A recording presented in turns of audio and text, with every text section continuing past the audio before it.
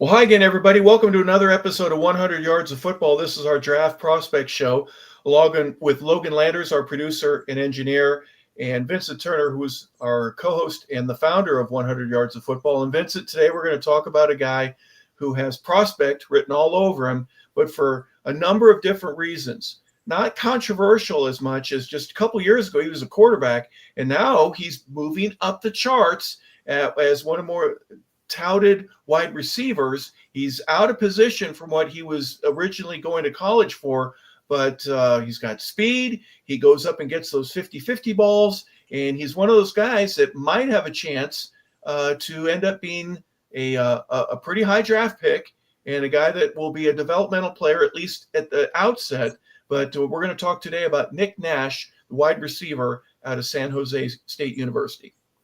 Love the young man because he's 6'3", 195, and you brought up a good point, Hart. He played quarterback, I believe, his first 2 years at San Jose State, and then he moved to transition to the wide receiver spot. I'm going to give it back to you. Can we say Alvin Harper, number 2? The former wide receiver for the Dallas Cowboys was about 6'3", and we saw how that turned out. 2 Super Bowl rings. Back to you, Hart. Well, one of the things about this is going to be a little interesting. 6'3", he's a little over 200. He's out of Irvine, California. He was a 2-star recruit coming out of high school. And so not the guy that, was going to be your star quarterback. And especially during the recruiting process and what the Spartans did there, we've got some other quarterbacks. We like what you can do. Nick, would you be interested in moving to another position and getting on the field? And that's the part that I find that's so rewarding for me in telling his story, is that he was open to a new position, wanted to help the team out and do whatever he could to make that happen. He's still developing in terms of his NFL readiness, Vincent.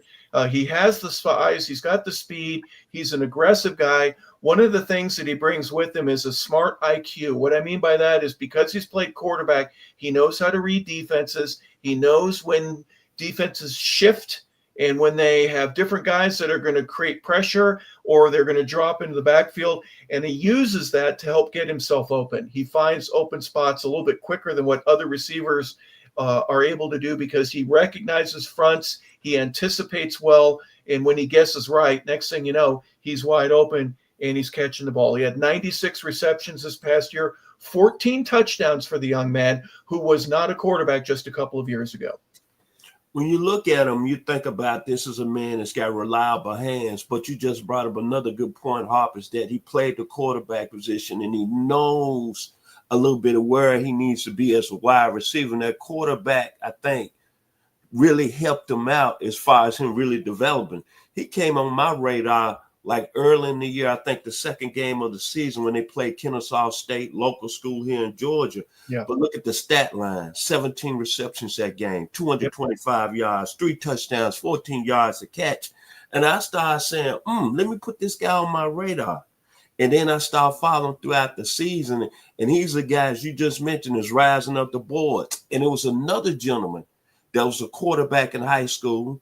Then he went to Texas Tech and ended up becoming a great receiver in the Mike Leach system, Michael Crabtree. Got a little bit of Michael Crabtree in him. Back to you, Hawk. Well, he's got, because of his size, he's really an interesting in terms of matchups. At the college level, he's bigger than most corners and safeties that he goes against. So he's able to use his size, his speed, his strength, his savviness, his aggressiveness to go and get up, to rise up above the others and get some of those 50-50 balls. And again, because of his quarterback savvy, he finds holes. So there's a lot of upside potential, even though he's only been at the position for a short amount of time. One of the things he needs to work on, I'm writing some things down, and he has some footwork concerns. There are guys that are a lot more polished that come out of their breaks a little bit faster, a little bit quicker than what he does. And a lot of receivers, especially early on, they need to learn to keep their hands moving. When they're ready to make a cut or to stop, they'll drop their hands. Their hands will go below their hips. And that's a surefire indication for a defender that you're going to change your direction or you're going to stop. And so he needs to work on things like that. His separation versus tight man coverage, he's got to work on that a little bit. But he can be effective, especially going over the middle. That's one of the things, because he's as big as he is. He doesn't have a fear of doing that, at least not at the collegiate level, and that obviously will be a plus for him. He plays through contact. He has great focus. He can run with deep speed. It may take him a little bit longer to get going to that full speed than what some of the upper tier receivers would be at. But right now he's ranked number 18 overall in terms of all the wide receivers in that position. There's some guys in front of him, but he was probably 30th not too long ago. So his speed, his size, his overall rating, his understanding of the game, those are moving him up the charts. Now, he may not be a second day guy, but everyone's thinking that he has a real solid chance to be a third day or at least, a late round draft pick. When you look at this gentleman and him going to the next level, I'm going to put my money on him because he's from Irvine, California. And when you look what's in that water in Irvine, Mark McGuire's from the same area he's from. Darren Day that played basketball at UCLA. Jim Edmonds, who was a hell of an outfielder for the Anaheim Angels. And most of all, Sean Green was a hell of a baseball player. This gentleman comes out of that area right there.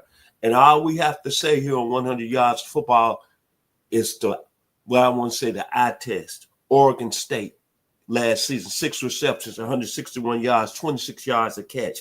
And him going head to head with Ashton Gente, 9 receptions, 126 and 1 touchdown.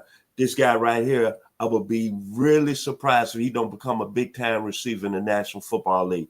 Great size, great length, great speed, and most of all, I'm going to agree with my co-host today, Mr. Harper LeBel. I love that he transitioned from the quarterback position to the wide receiver. Now he's one of the top receivers in this year's 2025 NFL draft. Back to you, Harper. Yeah, 4.7, 5.40, which is pretty legit for a guy that size. You can get guys that are running upper 4.3s or low 4.4s, but most of them are smaller. They're 5'10", 5'11". This is a guy that if you don't have a big receiver on your NFL team and you're looking for a guy that he's not going to be your day one starter, but in 2 or 3 years, he could be the guy. He's going to play some special teams for you. He'll be glad to be a part of your roster. And again, a day 3 guy, so maybe a 4th, 5th, 6th rounder, possibly a 7th. I think he'd be a steal, especially if he goes as a free agent somewhere if he doesn't get picked. But I honestly think that he's got the chance, and the numbers seem to indicate that as well.